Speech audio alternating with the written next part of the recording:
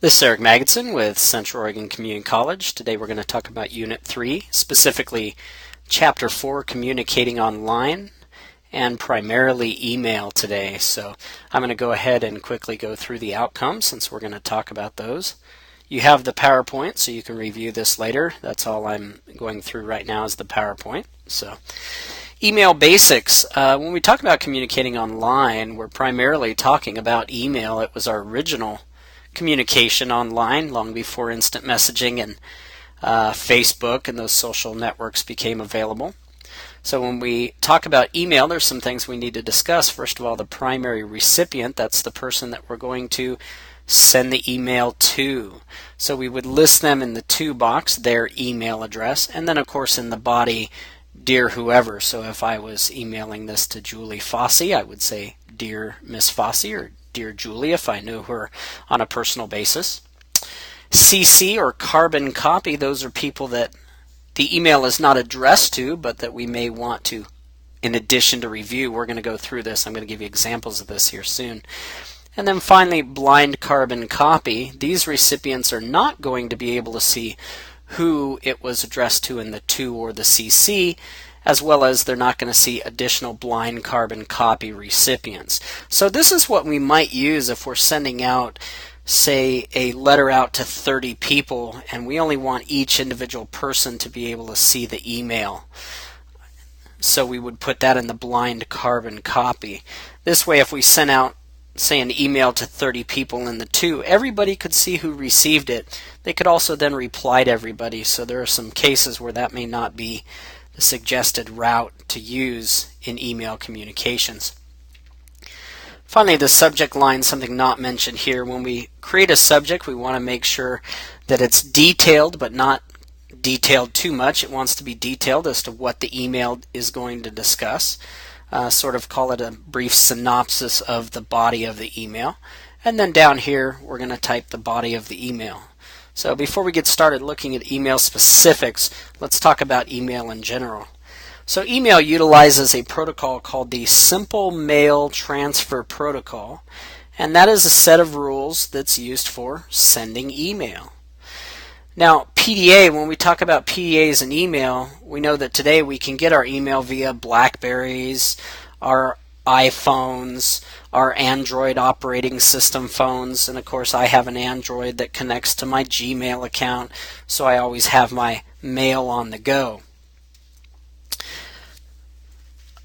One type of protocol that SMTP, remember, is a set of rules for email. Here's POP, Post Office Protocol, is a set of rules for delivering email. Now, normally when we talk about using POP, if you've set up an email account with an Outlook from your ISP, they've given you a POP address that you put into the configuration. Now with POP, the biggest challenge is that all the email is downloaded to your email client, so it's taken off the email server, and when we do that, we can't then use, say, an additional web-based client to check our email. So consequently, we have to either be with that client or be near that computer to check, to download, and also to send email. So one popular alternative to POP now is IMAP, Internet Message Access Protocol, and I'm going to show you an example where I have a Gmail account that I'm able to access through Outlook, which is of course an email client. I can access it via the web, via the Gmail site, and then of course on my phone as well. So this works better because I can actually save all the information back on the server and just use different clients to access it. This way, if I'm away from that client where I configured POP, I'm still able to send and receive emails normally. So IMAP, of course, tends to be the more efficient recipient protocol these days. So components of an email, first of all, the from is, well, simply who sent the email to us.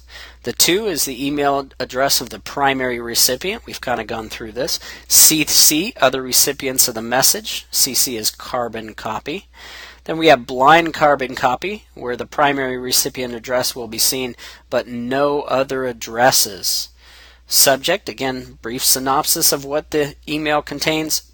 and then attachments, which we'll talk a little bit more about. Attachments, where back in the day when we talked about attachments, there really wasn't much going on there, whereas now we can have videos attached, a lot of other items attached to emails. So the body, of course, is the place where we type the message.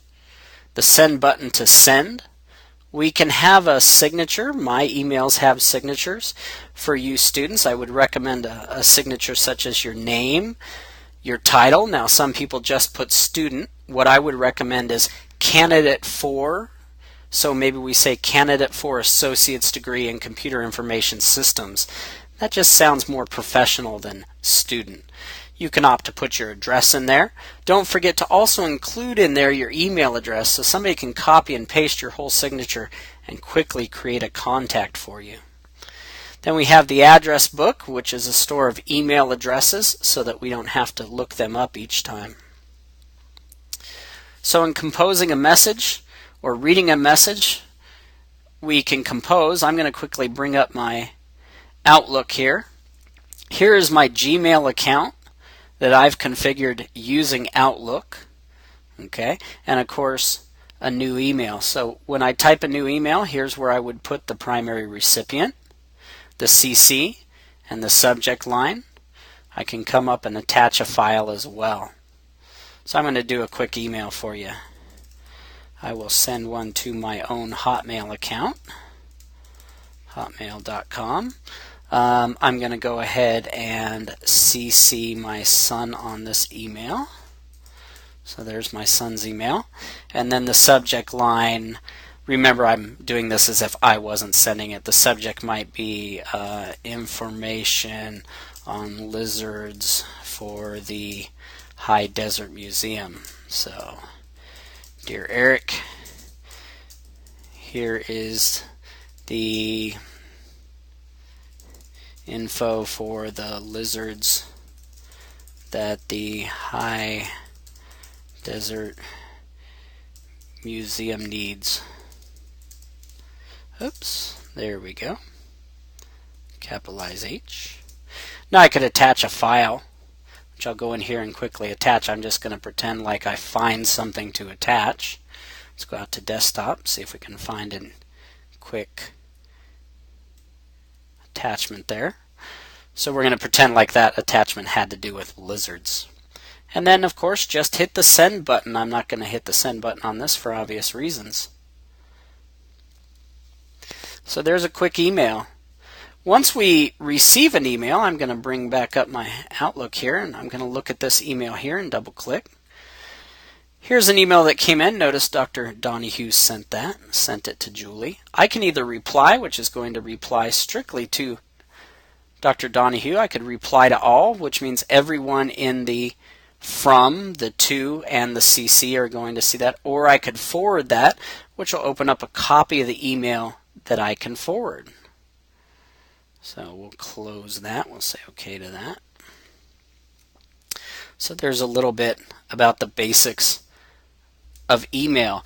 Now, let's be clear that this differs from Outlook Web Access, which I'll talk about the next section of the presentation here. So, of course, we can attach things like documents and spreadsheets. We've talked about the CC. Using an address book, again, we can put in recipients that we send to often. That's a good idea, so we don't have to continue to remember their email addresses. Formatting an email. We have two types of formatting. We can do either regular text, okay, or HTML. So notice I'm on HTML, and that means that I can do things like colors and fonts, etc. Whereas if I change that to plain text, I'm no longer able to do colors and fonts and stuff like that. So I'm going to say no to that. So this has been part 1 of communicating with email. We'll start right here at advantages of email at the next part, part 2. See you then.